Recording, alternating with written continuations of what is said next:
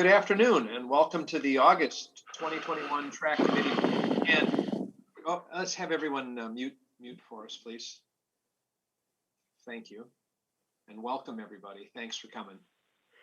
Good afternoon. Welcome to the August 2021 TRAC Committee meeting. Again, we're virtual to continue to take precautions during the COVID. PSTA has developed several methods to ensure the public may comment both prior to and during virtual meetings. It has established these three options. We'll put up the public slide. During the meeting, the public can provide public comments via telephone by calling this number 415-655-0002 and entering the meeting ID 180-716-6843. You may speak up to 3 minutes during your public comment period. Again, to make a public comment today during the meeting, you can call 415-655-0002 and enter meeting ID 180-716-6483. Second option is for you to submit written comments prior to the meeting. So I hope you did that already to PSTA by what I like to call snail mail. We should have already received those since the meeting is starting. The third option, along with calling or sending mail, is to use email. You can submit email, as it says right on the screen, to public comments at PSTA.net. Email works either before the meeting or during the meeting. If you send mail or email, any written public comment received before or during the meeting that is 400 words or less, we will read them aloud during the meeting at the appropriate time. Comments longer than 400 words will be provided to the board members in writing for our consideration. Documents already submitted to the clerk have already been provided to the board members. Please remember, all public comments will be included as part of the public record for this meeting and will be considered by the committee prior to any actions we take. When addressing the committee, you must first state your name and address. Thank you. With that, if everybody can please unmute, let's make sure we can all hear and talk, and make sure we can all communicate. If we can't hear you, wave your hand so at least we know we can see you. I'm going to run through the attendee list. First off, me, Duncan Kovar, and I guess you're all hearing me. Next is Chelsea. I saw you. Here. Great. Chelsea. Roman. Where's Roman? Here. Welcome. Deborah. Where's Deborah? Hi. Oh, there you are. Hi, Deborah. Gloria, I saw you. Yep, here. Welcome. Andrea. Where's Andrea? Here. Oh, I'm there here. you are. There you are. Jason. I saw Jason. Where's Jason? Yeah. Great. We could hear you. Mark O'Hara. I saw Mark. I'm here. There you are. I did not see. Is Max Johnson here? Is Max? I did not. Okay. Teresa. Any chance Teresa Dunphy is here? Oh, there you are. Right. We're talking. Here. Thanks. Check. Hi. My screen's kind of weird. Welcome. Sebastian. Here. There you are. Edwin. Yep, I'm here. Great. Michael Davenport. Where's Mike? Here. Great. And Kim. Where's Kim? Here. Great. Everybody's here. If you'll go ahead and mute, let's get started. I want to point out also joining us today is a newest member who will be starting next month. This month he's just here watching, and that is Bob Bowles. Where's Bob? Say hi, Bob. Yeah, hello everyone. Hey, Bob. You're going to be the alternate for Mid-County. And after, well, we'll talk about it later in the meeting because we have to bring you up. Welcome and thanks for volunteering. If I can get everybody to mute, let's go ahead and check. Were there any public comments? I guess we didn't get anything in the mail because nothing was distributed. Is anybody on the phone or are there any emails? Chair Kovar, this is Clarissa. There are no public comments, written or nor on the phone. Okay, thanks, Clarissa. I appreciate it. Then. Thank you. Great. Then the first thing on the agenda is to turn it over to Bob. I know normally we start with the administrative reports, but we have a little bit of a presentation. Bob, why don't you take it for me? Thank you, Duncan. You're unmuted.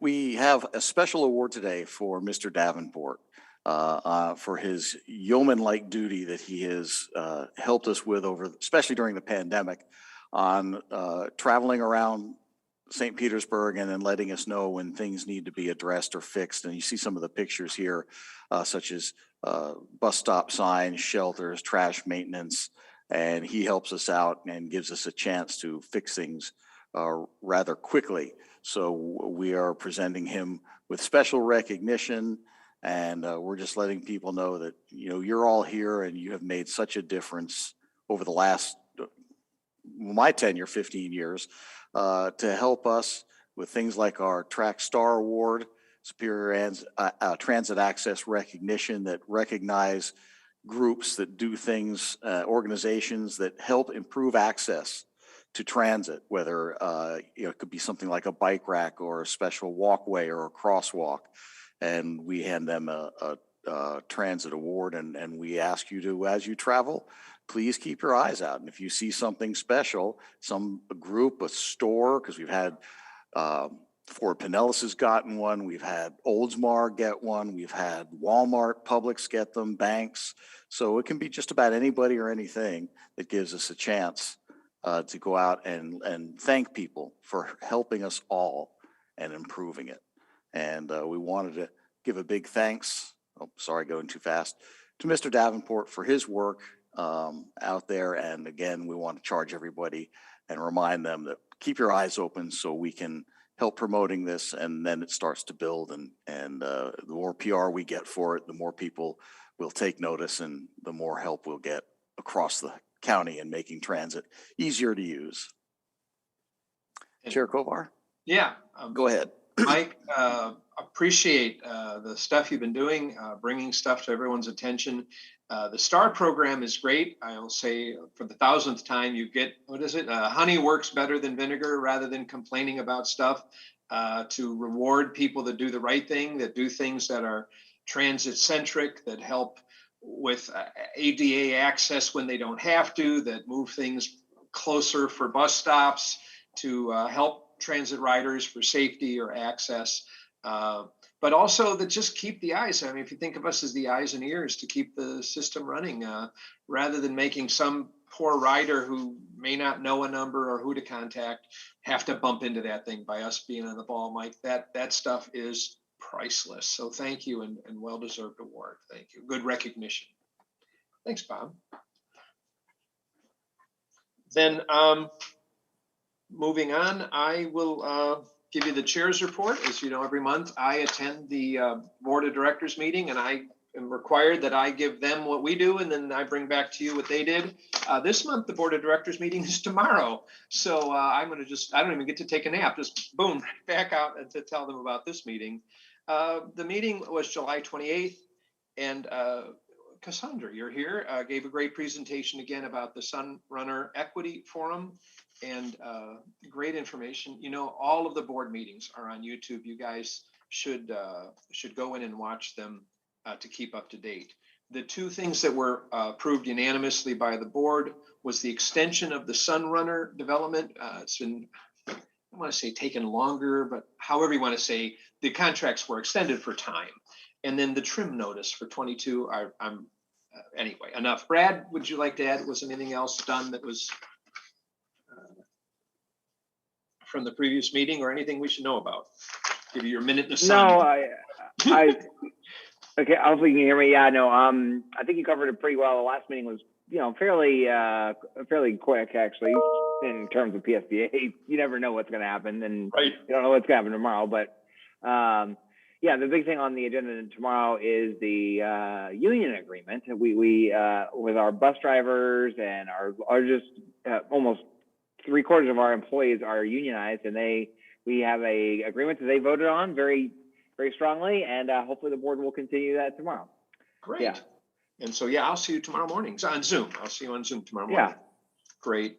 All right. Well, that then let me also add, Gloria, if you have a minute. We did not normally talk about CAC this time of year because the Forward Pinellas Citizen Committee does not meet normally during the summer, but you attended a special meeting.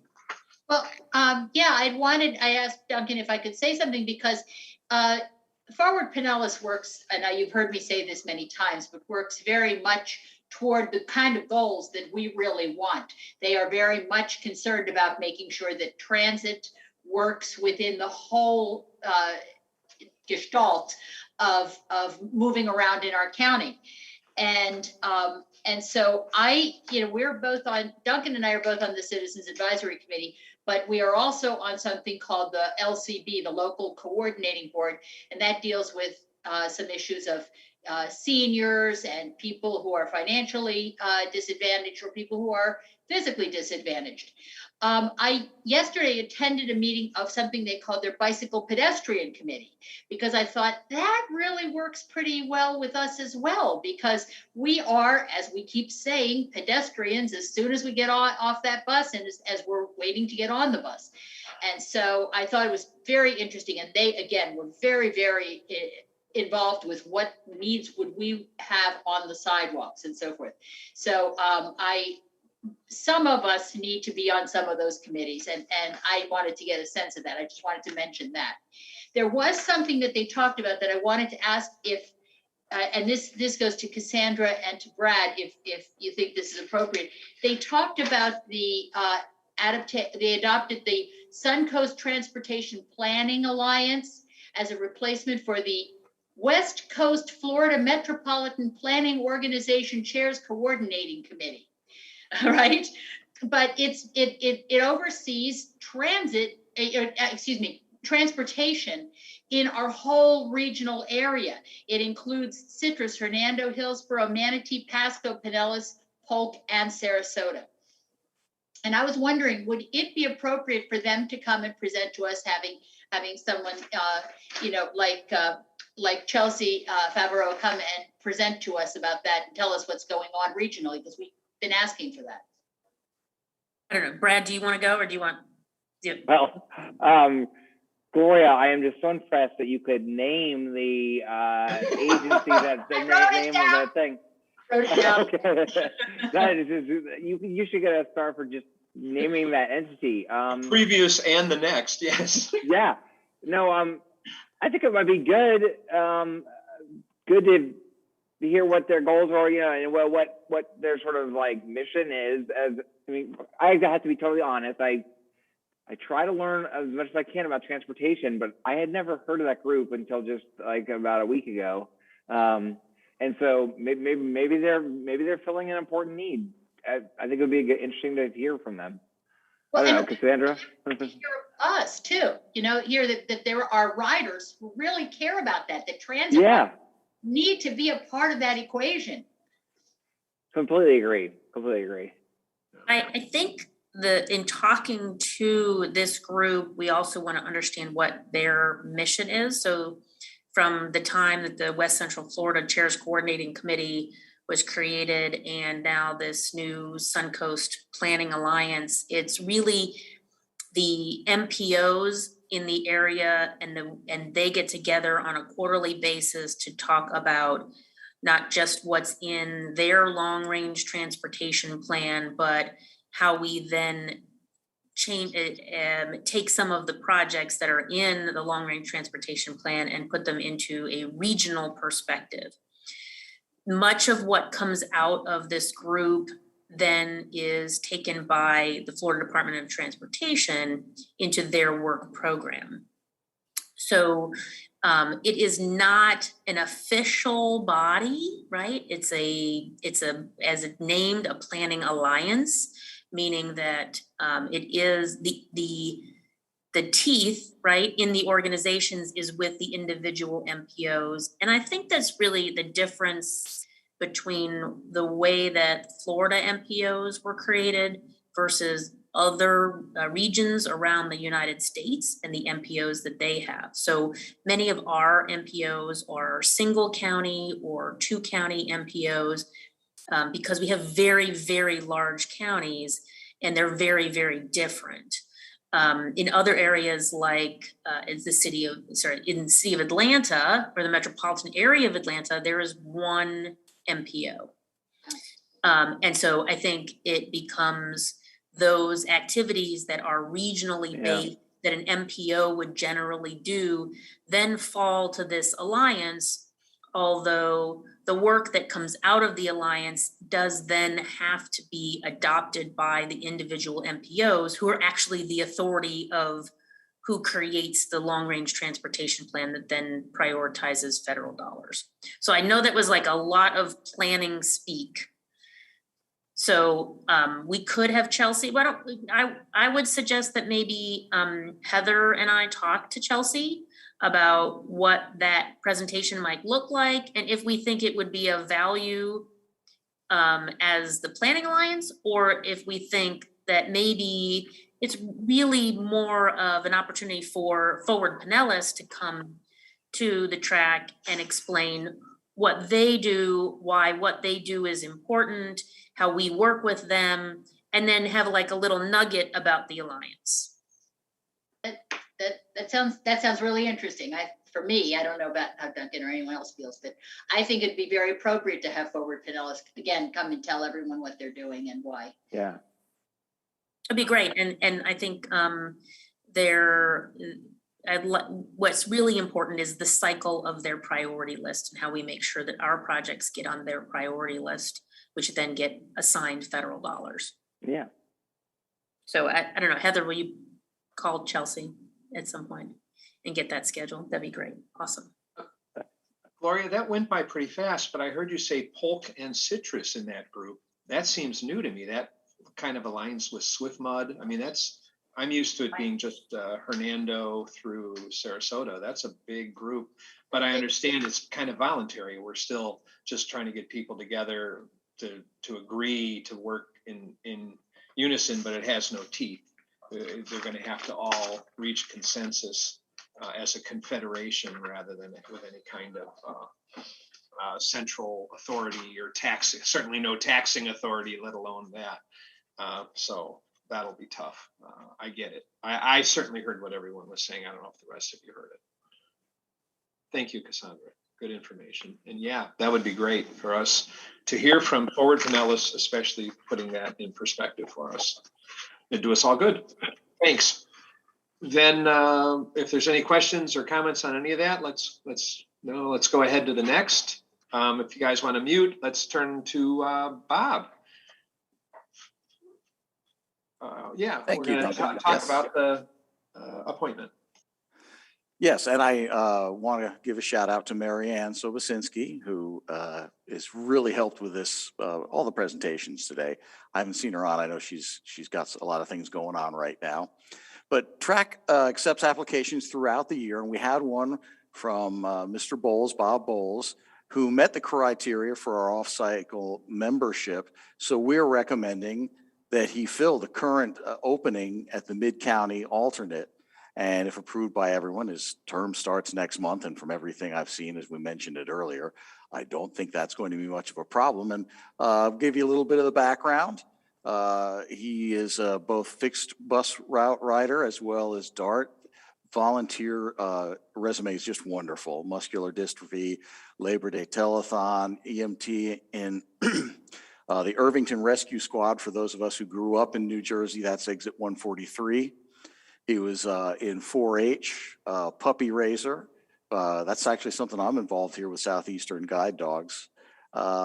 Liberty Science and Irvington General Hospital. And I'm gonna take a little leeway here just to point out some transit trivia that the Irvington bus station is the busiest bus station in the state of New Jersey. But it's not the busiest bus station for New Jersey Transit, because that's in New York City at Port Authority. So there's today's transit trivia for you. And we can't take a vote, but I'm sure from what I've seen, everybody has approved. So Mr. Yeah, Bowles, shall we do that join us. by unanimous consent to fill the open seat that is currently Mid-County alternate? And Bob, unless with no one objecting or with any discussion, that's a wonderful CV. And I'd like to be the first to welcome you aboard starting next month. That would be great. Right here. Someone's done their homework in Irvington, I see. Another Jersey boy? Yes. All right. And thank you for volunteering and for being a bus rider supporting transit in Pinellas County. Thank you, Yeah, Bob. I'm all over the place. You can find me like a bad penny. Well said. Thanks. And look forward to working with you. All right, then. Welcome aboard. Then with that, the next thing on the agenda is to turn over to Cassandra to talk about some minor changes to the bylaws, which due to everything that's been going crazy this year, we need to update some things. You go ahead. Sure, great. Every so often, we do bring the bylaws to the committee in order just to make sure that they're up to date and it's real clear.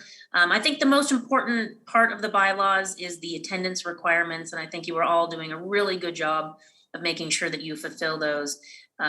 So if you don't, at some point, you will get a little nudge from Marianne because participation is so important to us. But the other thing that we have as an incentive to be on the track, as you all well know, is a free bus pass. And so in times when we do charge fares, we will give you a monthly bus pass every time you show up to a meeting. So again, incentivizes that you keep coming. And for those of you that were with us pre-COVID, you know that every month you would come to the meeting and Marianne would have an envelope for you that had your bus pass in it. And so I know you all use those. But now that we have Flamingo fares starting, and I know that you all have received your Flamingo fares card, we wanted to make sure that the bylaws were up to date so that we would state that we were going to give you a Flamingo fares card, the mobile app once it's ready, or other kind of pass. And some of you do get PSTA paratransit passes as well, the access passes. And we'll just make sure that you continue to receive those. So that's really what this says. And then the other part was that we had changed some things because of COVID and allowed some members who had expiring terms to continue their service as we sort of got through the first year of the pandemic. And now we're getting to sort of the end of that. For those of you who have been around for a while, you know that we have 2-year terms and you have a number of terms that you can complete before you have to step off the committee, at least for 6 months, and then you can reapply to be on. So every 2-year term, we do ask that you reapply, and we'll give you plenty of heads up, and that's also in today's presentation. But as far as terms and the bylaws, that we will no longer extend the expiring terms due to COVID, and alternate members should continue to attend each meeting. And they will be held to the same attendance standards as regular members, and they will still receive the Flamingo fares. Next slide, Bob. And so the last change that we wanted to make was about the quorum notice. I know that you all get an email from Marianne, and it is very important, more important when we meet in person, but certainly just as important to make sure that Marianne knows that you have received the quorum notice. We know if you're going to show up. We do this for all of our committees, so the board gets the same email, the same calls to make sure that we have enough members attending the meeting in order to make some decisions. And so that is also part of the changes. And so the bylaws are approved by the board of directors. And what we're asking for from you all today is just a consensus that you're in agreement with these small changes. And they really are kind of minor changes, but it is part of our process to bring them to you and then take them to the board for their final approval. Well, it makes perfect sense that we update the card to be the Flamingo fare, since that's the new future. And it makes perfect sense that we cannot keep going on. I hate that I've been grandfathered now that I'm a grandfather, but I can only do that so long. And it makes sense for us to start returning to normal. So this is a perfect time for us to have any conversations or questions or ideas or suggestions. Quick question, Roman. Hey, Roman. Yeah, so I just wanted to figure this out. So we continued for 1 year. Therefore, people who were in TRAC during COVID, I think, amended bylaws, and now it's not 2 years, but 3-year term. Is this correct? Yes, so those that were going to expire last year. So when we first started TRAC, we put some people on a 3-year term and some people on a 2-year term so that we didn't have more than half of the committee turning over at any given year. And so since that first initial term, all of the terms have been 2 years. And then because of COVID, we did have a 3-year term and we extended those so that we didn't have to have those people expire off the board. What we have found with the new format of TRAC, because we did have a riders committee before TRAC, but it just wasn't as well attended or well organized or as focused on the things that the board was seeing. And it didn't really serve as an advisory committee to the board. It was more like a staff conversation. And so since Brad came on board and he changed the whole format of TRAC, we've had a more active, I don't know, Kim, you were around during the TAC days, and definitely a well-educated group, right, where we could really have a conversation with you all about what's happening out on riders. And what was happening on the previous version was people were staying for 10, 20 years and we weren't getting new ideas. I think what's happening now is we have kind of this core group that stays with the committee and has provided some stability, but we also have people that kind of float in and out from time to time as their lives change. And I think some of that has to do with the timing of the meeting. We used to have it at 10 o'clock in the morning. Now we have it at 4 o'clock in the afternoon, which makes it a whole lot easier for people who are working to participate. And so we were trying to guard against some turnover, either too much turnover or not enough turnover, in order to have active, engaged members that also stay with us for a while. So, I mean, I think it's working out quite well. The practice was better than the anticipated outcome. So, I mean, I think we're going to stick with where we are, have 2-year terms. And I think it's a set of 2 terms that you can have before you have to cycle off. I know Kim's been through the cycle off, Gloria's been through the cycle off, and they sat out for 6-8 months and then came back when there was an opening. And so I think it's all been really good. We'll get to that in the next. We'll get to the terms, like whose term is up and what you have to do in the next presentation on the agenda. Okay, so you will tell us who is yes, and what's going on. It just wasn't getting into my mind. I remember that everything was prolonged for that right. specific term. So instead of 2 + 2, it was 3 + 2. 2 + 3. Yes. So 2. Oh, so whatever. So yeah, right. Okay. Okay. Let's see. Well, if you have exact date for all of us, if you could share it, that would help. It's like you read my mind. That's what's next. Yeah, But before we get to the next topic, I'll turn it back over to the chair for any other comments about the bylaws, just to make sure that we close that item before we move on to the next.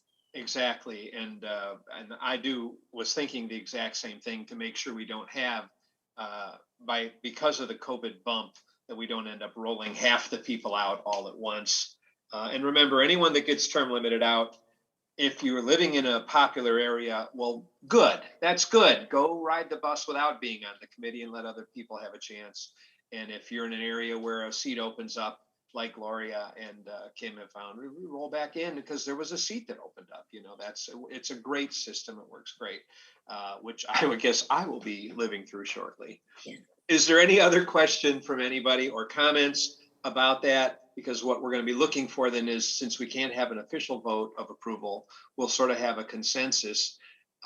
Does anyone object to or oppose or have a feeling about this other than that sounds like a good idea? I don't know how we Is I mean, there I would a, ask for any comments or objections to the changes, would probably be a good way to couch it. with that said, then can we agree that we'll send it along to the board, that we have a consensus that they all sound good, and go ahead and do that then? Then Yes. well, great. Then with no negative comments, thank you, Cassandra. We'll send that along. I think Andrea put herself off mute, so I didn't know if she had something to say or if that was just an accident. I just wanted to make sure that if she had something to say, that we gave her some time. Nope, she's back on mute. Okay. Okay. No, that's okay. Everything's fine. Okay, okay, good. Those, again, common sense changes. Thanks, Cassandra. Then, speaking of term limits and grandfathers, why don't you go ahead, Bob, and take over Part C. The third section here is specifically about recruiting new members, talking your friends and neighbors into this, and those of us that need to step down this year. Thank you, but I'm not yet a grandfather. I'm going to say that. Unless you know something about my daughter, I don't. I've been grandfathered, though. And as Roman mentioned, this is right where we're going right now, talking about our recruitment plan for this year. Again, I want to give kudos to Marianne because she had worked up a plan. We were getting all ready to go back to kind of what we were doing before COVID, and then the Delta variant came along. So now it's going to be very similar in the past, and we're going to try to do as much as we can as safely as possible. We'll start the application project in just a couple of weeks, September 15th. You can find them online at psda.net, and then the applications are due 1 month following on October 15th. And we're asking you, excuse me, if you know people who are interested, people who are involved in things like this, fellow riders, to encourage them to go ahead and sign up and send in an application. And we'll push this out on Twitter, Facebook, Instagram, all of our social media. We'll send out text messages as well. And as I mentioned, the application form is right on psda.net, and they can send that in. And here's the mixed news.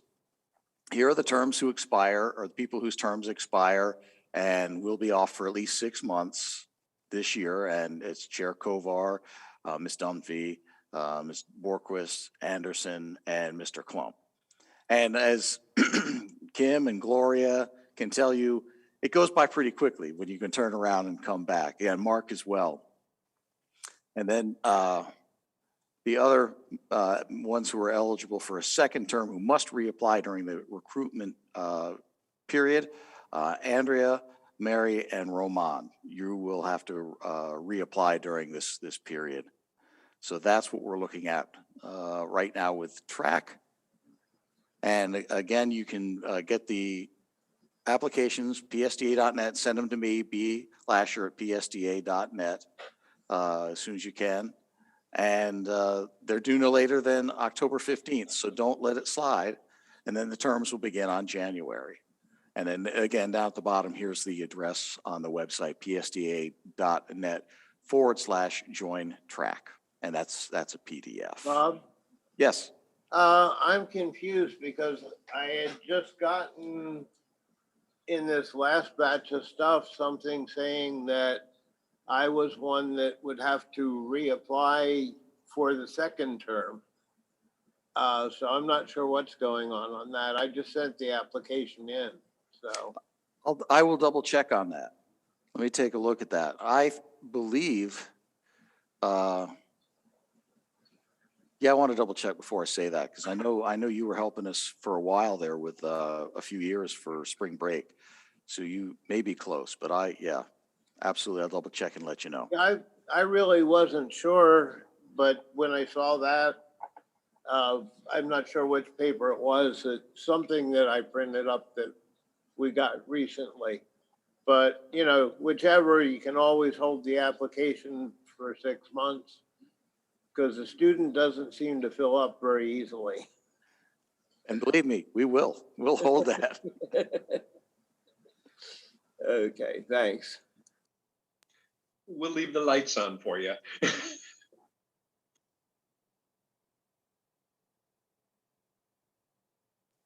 Any other questions? No, I guess then we can move on to our next presentation. Well, then I guess let's advise everyone about asking your neighbors. If you're on Facebook or Twitter, go ahead and post it, forward that link to everyone you know. If you're on the bus, tell people about it. If you know anyone that is a frequent rider, especially students and business professionals, get the word out. Get the word out, and it's a short time to get those applications in. So make sure you put it out on Facebook and the like, social media. Thanks, Bob. Okay, and now the reason for the season. Heather, you've got a great presentation for us on the TDC, the Transit Development Plan. This is great. If you've been peeking in the packet, the amount of stuff that's been going on, and I appreciate your time here to come and tell us about it. Let's go ahead and mute everybody. Get some popcorn. This is a good one.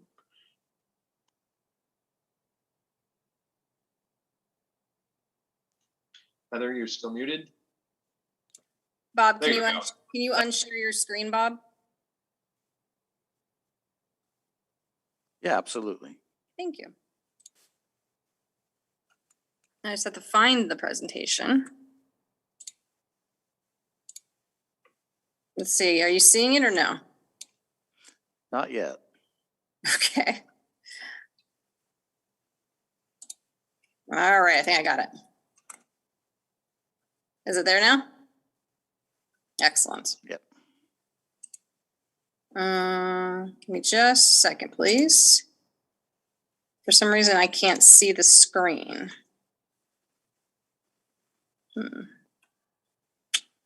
Heather, I don't know if you can hear me, but we see like half of your presentation. There it is. Now you just put it in presentation mode. Yeah. Okay, thank you. Yes, I was having some challenges there. All right, so good afternoon. It's good to see all of you today on here. This is an information item to share our Transit Development Plan's annual progress report with you.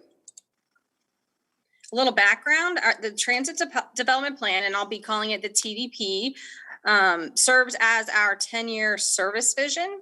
It includes an implementation plan, which is, this isn't updated, implementation plan based on not our Path Forward strategic plan anymore, but on our sustainable strategic plan that we've recently gone through with you all. It provides the foundation for the transit elements of other plans, and this includes the MPO's long-range transportation plan, so that's Forward Pinellas, and TBARTA's master plan. It helps us identify priority projects, so projects like we go on our legislative priority list, on Forward Pinellas's priority list, and on various regional priority lists, which all relate to, or the last two of those relate to what Cassandra was talking about, that the Forward Pinellas helps to push forward through at DOT level. Sorry, my daughter just came in. The FDOT requires a major update every 5 years. We time the update with the development of the MPO's long-range plan so that our plans are aligned. It was last adopted in 2020, and then each year after a progress report, the report is required to document any progress that's been made and to add new projects or take away projects as appropriate. In addition to aligning the TDP with the long-range plan, we've also made sure this progress report reflects the service-related projects included in the strategic sustainability plan. Sustainable strategic plan. One day I'll get that right. The first of these projects, of course, is the Sunrunner BRT construction. We've also included progress on the Sunrunner Rising TOD project. And then we talk a lot about a lot of progress we've made through partnerships, and these have all been very instrumental in moving forward on some neat, innovative services. So obviously we have our Jolly Trolley partnership, and hopefully if COVID calms down, we'll be able to have the spring break partnership with them next year. It also includes the AVA demonstration, which has been completed in St. Petersburg and is currently on hold in Dunedin. And then we're working with the ferry, as you know, on a new ferry plan and possibly PSTA participation in the ferry services. And then finally in St. Pete, we've been partnering with Car Free St. Pete to promote transit as one of the many ways you can get around St. Pete without a car. We've also made great strides this past year in transitioning from being a bus-only agency to a full mobility management provider. This includes our ongoing partnership with Transit App, implementation of Flamingo fares, and a revamping of our paratransit service by offering them new services, by walking applicants through different offerings that we have, and then transitioning from Care Ride to First Transit. Other projects documented in the annual progress report include our growing electric bus fleet, plans for solar and battery storage, progress that's been made on the Clearwater Multimodal Transit Center, the Bus on Shoulders pilot, and the development of a new shelter deployment plan. While this presentation is focused on projects that we've been making progress on, the TDP progress report also includes projects from our TDP major update that speak to our vision and documents the need for additional funding to really truly implement the longer term vision. So that concludes my presentation, and I'll turn it back to the chair for any questions.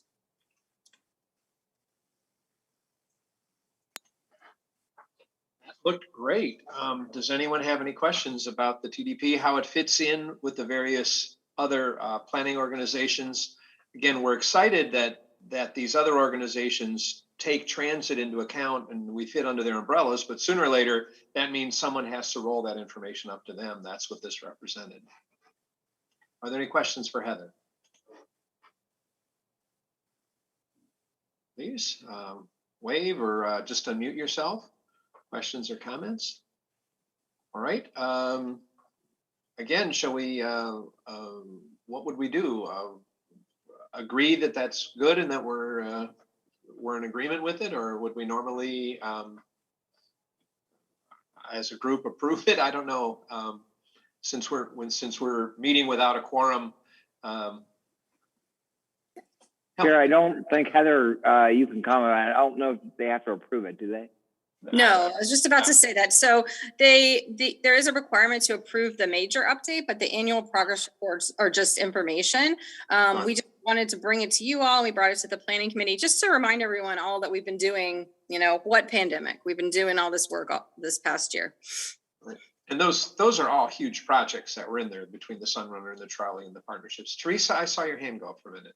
Was that what? You're muted. No, I was just saying I agreed with everything. Yeah. So two people raised their hands. That's fantastic. All right, then. Thank you, Heather, and I think we're all happy to get that information. That's actually all that we have then for this meeting this month. We'll be meeting again in a month. Is there any feeling about continuing in Zoom versus a possibility of meeting in person at PSTA? Who would I ask? Sandra? Is there any thought on any of that?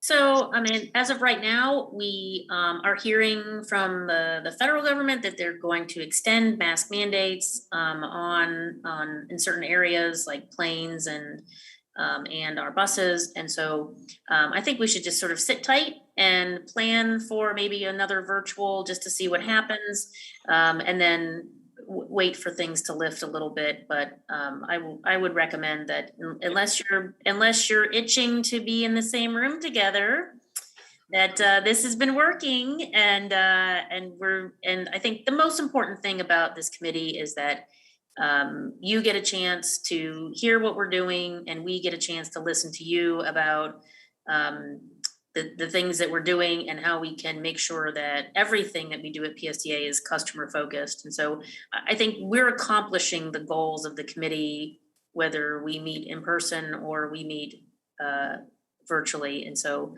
we always, as staff, we always appreciate your comments, and you all know that you can get a hold of us anytime, not just in the meeting. Thank you, Cassandra, and I agree. I have a question. Yes, I'll pass it to you in just 1 minute. Okay.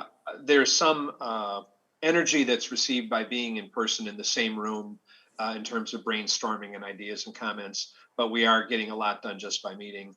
It's my feeling that whenever we do decide to meet in person, like we did in July, that we give ourselves at least a month or two notice so we can all plan. So the curveball of having to cancel it really was kind of heartbreaking.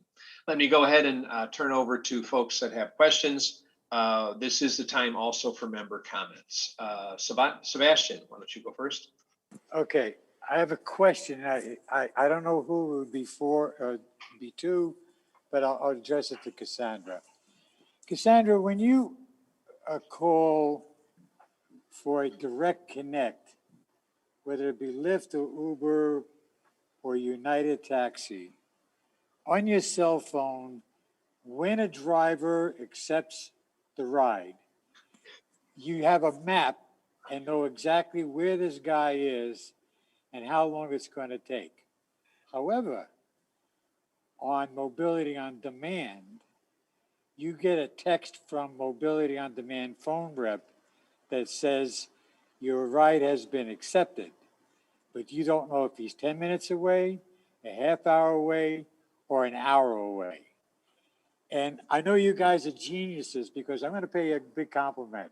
I go back as far as Roger Sweeney when this was a stagecoach, okay? And the job that you guys are doing is unbelievable. I mean, this bus system is a major part of Pinellas County. And I'm wondering if there's some technology out there so that if you order Mobility on Demand, that we have some way of knowing where that driver is and how long it's going to take. Ross? I do believe you brought something up like that last time as well. And I do have Ross Silvers here from the mobility department. I think that they are working on improvements to the Mobility on Demand. I don't know where they are with those technology, the communication of the technology communication portion of it, but maybe Ross, you can shed some light on that. And this is the right time of the meeting for these kind of questions. Thanks, Ross. Go ahead. Sure thing. So you should be able to receive exactly what you're asking for today when you're using Mobility on Demand. You should receive when it tells you your ride's been accepted and here's the name of your driver and the type of vehicle it's coming. It should tell you how many minutes before it's supposed to arrive. And you should also get a message when it's about 2 minutes away, saying either your driver's 2 minutes away or it's arriving next. And if you want to, I'd be happy to work with you individually so we can help make sure that everything is right in your account so you can receive that information. But these are text messages rather than like an interactive map like Uber or Lyft or even my AAA. When I call for a tow truck, they send me a link and I get a map with a little cartoony truck moving through a map. This is sending me a text. It'll be a such and such car. It'll be there in 12 minutes. And then boom, another text. It'll be there in 2 minutes. It's a different approach. They come to you as a text, but there's a link inside the text that says view details or view more. And when you click that link, it does open up to a map typically that shows you that information. Is this on Mobility on Demand through PSTA or is this coming from, let's say, United Taxi? I haven't used it now for a few weeks. Is this something brand new? This is not new. This has been in place pretty much since Mobility on Demand began. So I get a text from your phone reps that says that a taxi has been ordered. All right. I see nothing on there, any link that shows me an interactive map or when that taxi is going to be coming. I will have to double check on the taxi provider. I know it's there for Uber and Lyft. I'm not 100% positive if it's there for taxi and wheelchair, but I can certainly check that out and let you know for the next TRAC meeting. Thanks a lot, Ross. I appreciate it. That'd be great. And if it ends up being of general interest, send us all an email. I mean, it's just as easy to send it to everybody as just to Sebastian. Well, thanks, Sebastian, for a great question. It's not only for me. Yeah, I mean, that's for what all I mean. the people that we serve. Right. Yeah. I don't happen to use On Demand, but I have 3 close friends who do. So I would love to know this kind of information. That's why we're here. That's a good question. Thank you. Thank you both. for the question and for the answer. So following up would be appreciated. Roman, I see your hand is up. Do you have a question? Yep, Please, I have 3 quick questions to Cassandra. And let's make it really quick without, not to keep people waiting. First, my understanding is that before Flamingo card and app, we had Go card passes, 31-day unlimited passes. When they will expire? End of this year, correct? So we would want everybody to use their magnetic stripe cards as quickly as possible. Our plan at this time is to stop accepting them as fair media at the beginning of January. Beginning of January is right, and that is the plan right now. That is the plan right now to ask people to use those up in 2021 in the calendar year. Got it. Second, we had for all community free rides due to COVID, and that is since COVID is on the rise, we're not going to continue giving free rides to the community. So plan was to start charging pretty soon. It's like September, in the beginning of September, I think. Yes. Right? Because Flamingo was ready to launch and it is a contactless system, it is much faster to board.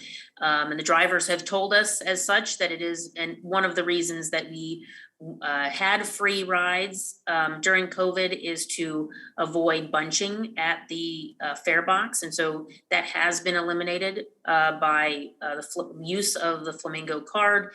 And so I think as people get used to more and more of the Flamingo card, the boarding will get faster and faster. And so that was when we felt comfortable starting to charge fares again. I will tell you that of all of the peer research that we have done, we are, I think, the last agency to start charging fares again. There were many who stopped in March and started up again in May, like Hart. And many of we, as part of our data side, we have noticed that many of our peers have been doing it for quite some time. And for us, it was really about continued safety of our riders and our operators. And I think we've achieved that with Flamingo. Got it. And a quick reconfirmation. Last time when we were voting for the changes to the bylaws, I even remember who said that it was Duncan. He suggested actually not to follow the agenda as was suggested, like only to half of people to give 1 year extension. He was suggesting to give everyone so that we don't have that everyone leaves at the same time. Now, my understanding is that it wasn't approved eventually, and it was extending only to the people who were leaving at the year of COVID. Is this correct? Yeah, so we did extend it just for the people who were leaving in the year of in 2020.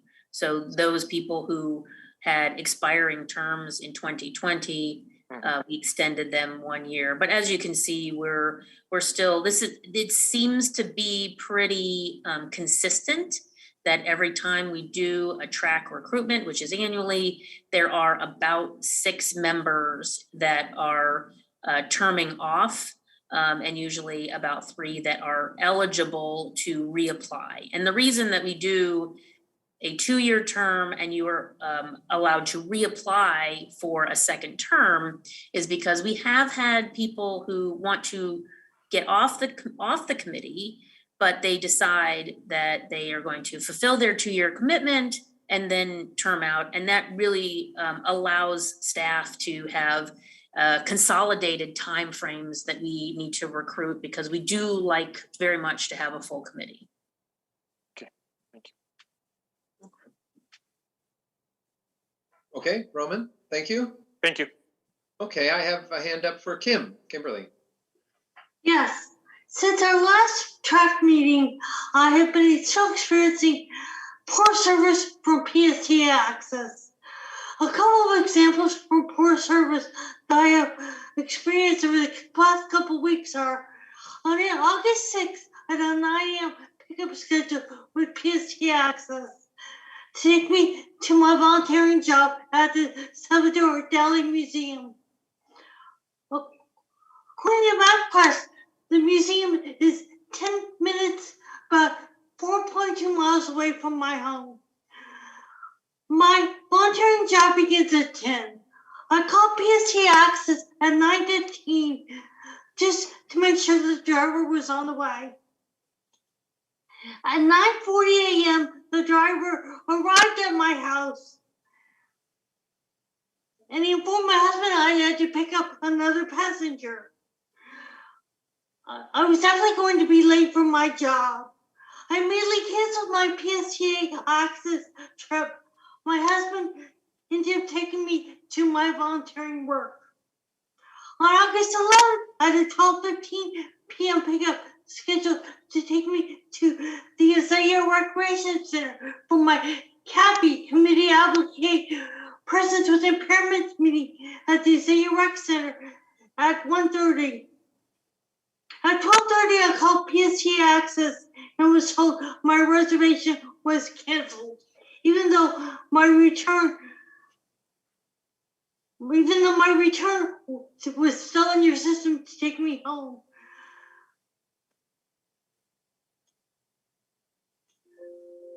The reservationist couldn't help me cancel my reservation. My husband ended up driving me to the Executive Recreation Center for my meeting. On my way to the meeting, I called PST Access to ensure my return trip wasn't canceled. As well, after calling numerous times, experiencing excessive hold times, and leaving messages, I finally got to speak to a live human being and was told that my return at 3 p.m. was canceled. I pleaded with that person to please have someone pick me up. At the present time, I feel that the level of service is going backwards instead of forwards for the disabled in our community. Paratransit clients deserve a good, reliable transportation service provider. Oh, Kim, this sounds, Ross, do you want to, first off, what happened on it, or Brad? Yeah. What happened? Yeah, no, thank you, Kim.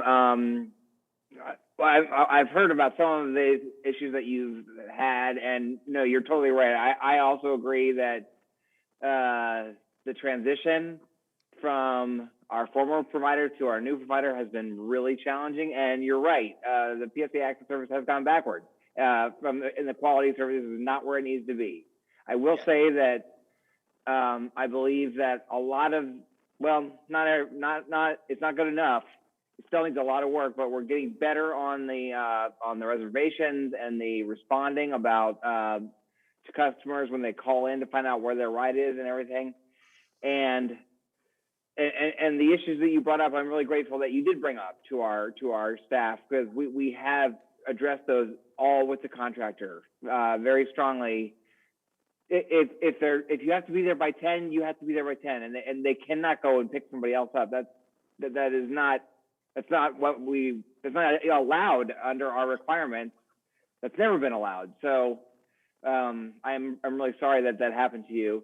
And please know that we are everything that anyone, well, it's not just on PSA Access, it's anything that any of you bring up. We all raise those down, and everything is tracked, and we work to correct it. But hopefully, I'm really hopeful that somehow we can keep getting better. And like I said, I think we're making a little bit of progress on the phones, and then we just got to keep working with our new contractors and establish that positive service that we used to have. Yeah. Thank you, Brad.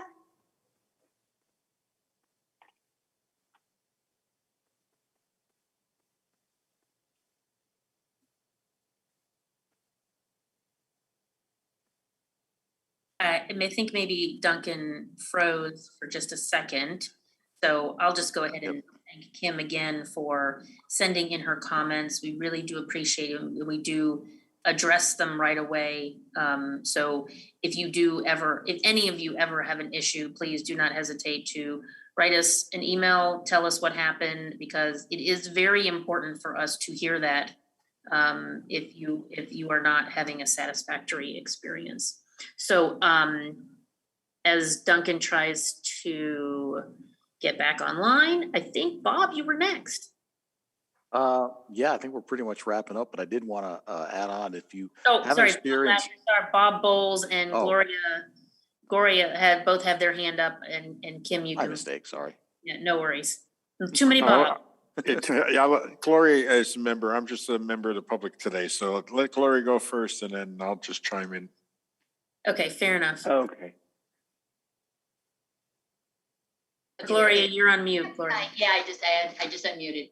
I had two real quick things. So the one was, I have no idea how we can handle this, but I think we as bus riders encounter certain things like I have routinely seen that one bus stop that I like to take, that I like to get off at, there's someone who lives in it all the time now. And I know that that's a quandary for all of you at PSTA, but I'm almost wondering if we could have at some point, maybe even a presentation of what are the things that we as bus riders can do to help the community, to let them know where there are these people who are, needing social services, because we're seeing them. Yeah. And also how we handle it as riders. What we do have, and thank you, Gloria, for that comment. What we do, there's a number of customers out there. One thing that people would like to do, which is helpful, is to take a picture of the situation, and send it with your phone into PSTA, or at least write down the bus stop number of the location. That's the whole key. And then, what we do, it is a struggle with that. We do have that problem a lot. What we can do is called trespassing the individual, like the police or the agencies can officially make it so that they're not supposed to be at PSA bus stops anymore. That's what they usually do when that happens. It doesn't work very well. I mean, I don't even know how it works at all, because they maybe have nowhere else to go, right? Correct. So, and also not be mentally quite right. Right. We are trying to work more than ever with the social service agencies, try to get people the help they need, rather than, because what often happens in our transit centers all around the county, from Clearwater and St. Pete and everywhere, is, maybe the police come in for one day and they move all the people out somewhere, and then the people go over there, and then they complain over there, and they push them back over here. It's just like moving the deck chairs around the Titanic. So maybe we could do something different and actually get some help to these people. That's our goal. Yeah. And because I was even thinking, is that the kind of thing where we as a Transit Riders Advisory Committee could even have that as one of our missions, is to know that we're seeing these people, and connecting the people in St. Pete and Clearwater and so on about what we're seeing. Anyway, that was the one thing. Thank you. At the very least, Gloria, as Brad said, send us the stop number, stop location, send it to Bob and Marianne, and we'll take it from there with our facilities and safety, security, and training team. Right. Thank you. Okay, sorry about that. My internet just cut off completely. I'm back on my telephone. I see a couple other hands up.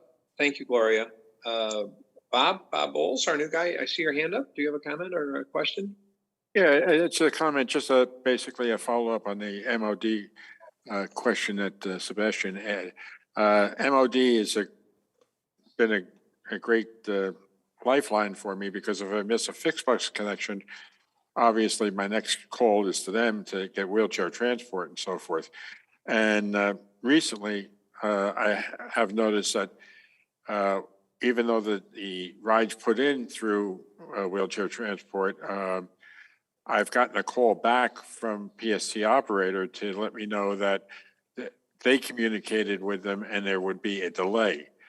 The only thing I would mention that might have to be brought to their attention is to have their dispatchers be more honest on what the actual arrival time is. Because many times I've been told 20 minutes, half hour, hour.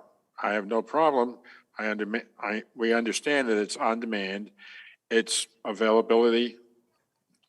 Having been an administrator of EMS and wheelchair transport, I understand the workings of their organizations as well. But I think they just have to be more honest. And within the last 2 MOD rides that I did have to schedule, they have given me a call back, wheelchair transport, to say, hey, we're having a problem. We're short on drivers. We're long on time. It's not going to be, an hour. It might be 2 hours. But as long as they're more honest with it, I mean, even though there's a long delay, I mean, it is a necessary service that we have to continue.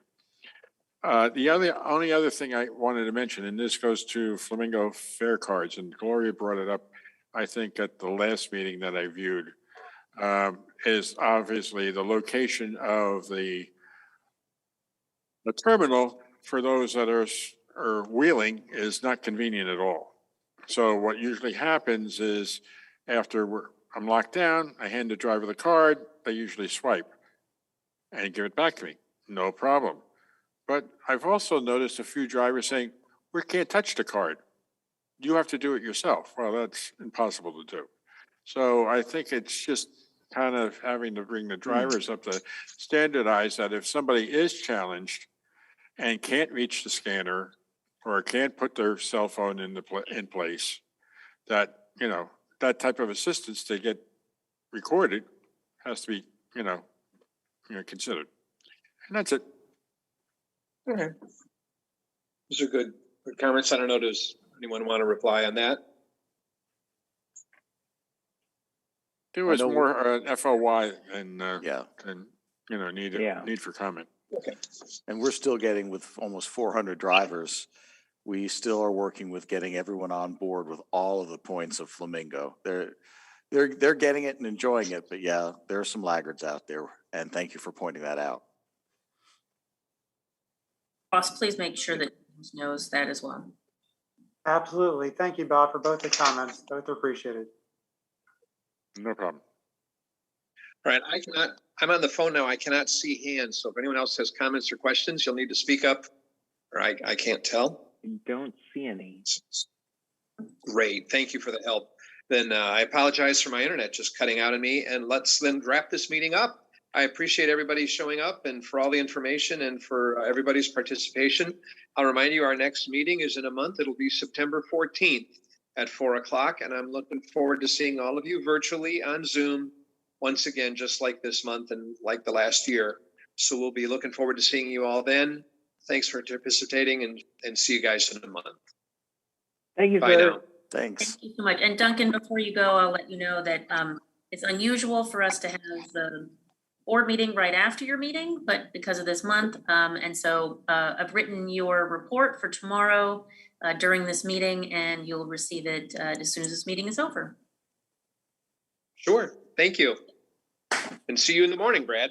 See you in the morning. Bye. Bye, Thank Zoom. you for going so fast. Yeah, Bye, thank Zoom. you.